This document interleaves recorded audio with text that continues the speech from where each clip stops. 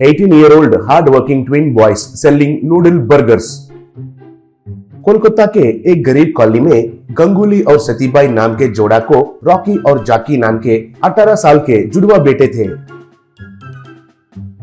एक दिन माँ से रॉकी, माँ पिताजी का सेहत अच्छा नहीं है, वैसे भी हमारा डिग्री खत्म हो गया है ना, मैं और भाई मिलकर एक फास्ट फूड सेंटर लगाने के लिए सोच रहे हैं माँ, कहा। तब सतीबाई, तुम्हारी मर्जी है बेटा, आप लोग बड़े हो गए हो, मगर दोनों मिलजुल कर काम कीजिए, कोई भी झगड़ा मत करना, बोली। तब रॉकी और जाकी ने ठीक है कहे।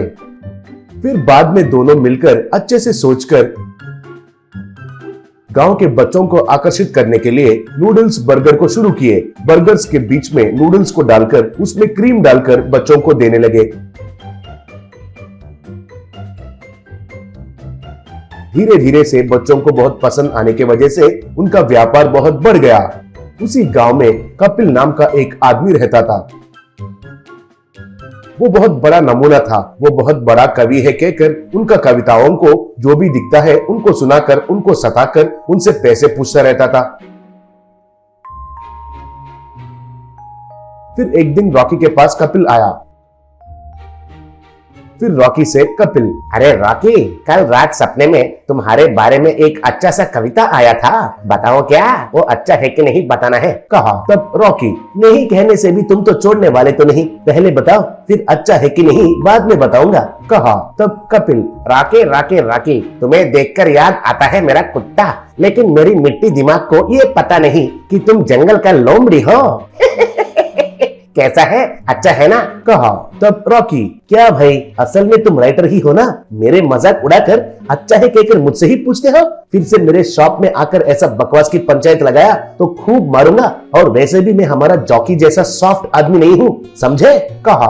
तब कपिल, देखो रॉकी, मेरे जैसे कलाकार को मैन हैंडलिंग नहीं कर सकते हो, श्राप लगेगा, कहा। तब रॉकी, अरे बिना काम के कमीना, देखो मारूंगा कहा तो कितना डर लग रहा है, देखो मुझे असल में बहुत गुस्सा आ रहा है, 2 दिन मेरे आस पास मत आओ, जाओ यहाँ से जाओ, कहा। तब कपिल, अरे वो एक छोटा बच्चा कहीं का, इस दुनिया का फेमस हूँ, यूनिवर्सल राइटर को वार्निंग देने के स्टेज में पहुँच गए तो आगे आगे लोगों को कंट्रोल करने से भी आश्चर्य होने का कोई जरूरी नहीं है, रुको रे रुको, तुमको देख लूंगा, कहकर वहां से चला गया। अगले दिन से कपिल रॉकी के बारे में गांव में बुरा कहने लगा। उसके वजह से रॉकी के शॉप में आने वाले लोग कपिल ने बताए बातें सब रॉकी को बताने लगे। फिर वो देखकर एक दिन रॉकी कपिल जब रोड में जा रहा था तब उसे पकड़कर खूब मारा। फिर उसके बाद उसके शॉप में चला गया। फिर थोड़ी देर के बाद उस शॉप में बैठा हुआ जॉकी के पास कपिल आया।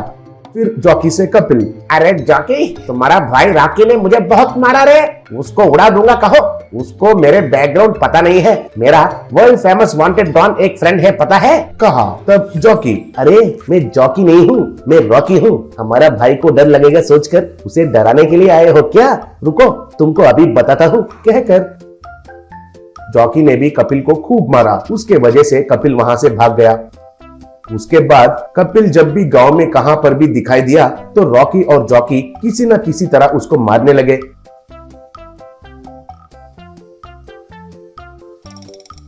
फिर आखिर में मार खाने के वजह से रॉकी उन दोनों के शॉप के पास जाना ही बंद कर दिया। वो गौर करके एक दिन रॉकी, अरे जॉकी, आखिर में हम दोनों में कौन रॉकी है और कौन जॉकी है पहचान नहीं पाया नमूना, कहा।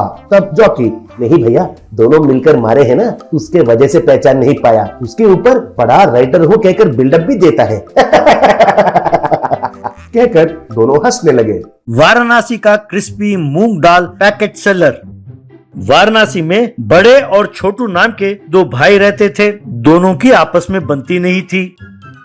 दोनों एक मिठाई के दुकान में काम करते थे। बड़े को छोटू की होशियारी पर बहुत गुस्सा आता था। वो हमेशा दुकान के मालिक के पास अपने भाई की शिकायत करता रहता था। एक दिन छोटू ने मिठाई की दुकान की नौकरी छोड़ दी और बाहर आकर उसने मूंग दाल बनाकर पैकेट में डालकर बेचने का काम शुरू किया। एकदम बढ़िया मूंग दाल कम दाम में बेचता था तो लोग भी ज्यादा मात्रा में खरीदने लगे। इसे देखकर बड़े को और जलन होने लगी। तब बड़े ने भी छोटू के दुकान के सामने ही चना बेचने का धंधा शुरू किया। कभी कभी तो लोगों को चने मुफ्त में देता था। यूं धीरे धीरे लोग, क्योंकि वो मुफ्त में देता था, बड़े के पास चना खरीदने लगे। ये देखकर एक दिन बड़ा छोटे से क्यों रे मूंग दाल? अरे चने के सामने मूंग दाल टिक नहीं पाया क्यों? अरे कुछ भी कहो, चने का दिमाग ही दिमाग होता है भैया। एक काम करो, दिमाग बढ़ाने के लिए तुम भी थोड़े से चने खा लो मेरे पास। तब छोटे की पत्नी सरला, जेठ जी, मेरे पति आपकी तरह कॉपी मास्टर नहीं है। ये सब छोड़िए, अब आप कोई और नया धंधा शुरू कीजिए, हम आपको देखकर सीखेंगे। ये तो वो भले इंसान हैं जो ये सोचकर कि आप उनके बड़े भाई हैं आपको छोड़ रहे हैं। अगर उनकी जगह मैं होती तो आपको कीचड़ में ढकेल ढकेल कर खूब मारती। तब बड़े, हाँ हाँ, अरे धंधा तो करना आता नहीं है, बस जबान कैंची की तरह चलता है, कतर कतर कतर, दोनों पति पत्नी का। तब छोटू के पास उसकी बेटी आई। डैडी, स्कूल में खाने के लिए मेरे और मेरे दोस्तों के लिए अलग अलग मूंग दाल के पैकेट्स बना कर दो ना। तब छोटे, बेटे मम्मी तुम्हें टिफिन बॉक्स में देगी ना, उसे ले जाना। तब बिटिया, क्या डैडी, आप भी सब टिफिन बॉक्स में कैसे खाएंगे? सबको बराबर बराबर का हिस्सा मिलना चाहिए ना, सबको अलग अलग पैकेट्स बना कर दीजिए ना। तब छोटे, अरे वाह बिटिया, तूने तो कमाल का आइडिया दिया है। मैं भी अपने ब्रांड का मूंग दाल का पैकेट्स बनाकर बेचूंगा। तुम्हारे स्कूल में, आसपास के गांव में, दूसरे शहरों में, हर जगह सप्लाई करेंगे। क्यों, ठीक है ना? ये सुनकर बेटी ने ताली बजाई। इस तरह पत्नी का प्रोत्साहन मिलने पर छोटू ने मूंग दाल के पैकेट्स बनाना शुरू किया पैकिंग मशीन की मदद से,